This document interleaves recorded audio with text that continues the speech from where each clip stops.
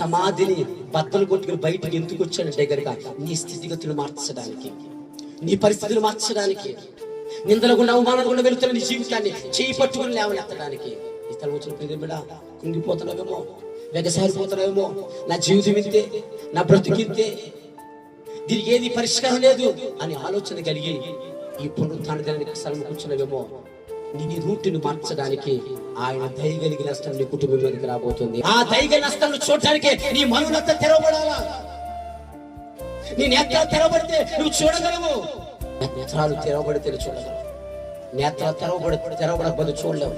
ఇప్పుడు బిలాము చూడలేకపోతున్నాడు, ఆ గాడిని కొడుతూ ఉన్నాడు.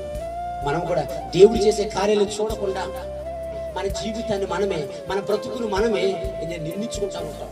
గాడిదలు కొడితే సుఖమే ఉంటుంది. ఎదురుగా ఉన్న దేవదూతల క్షమాపణ కోరుకోవాలా? అది కోరుకోవాలంటే కనబడాలి.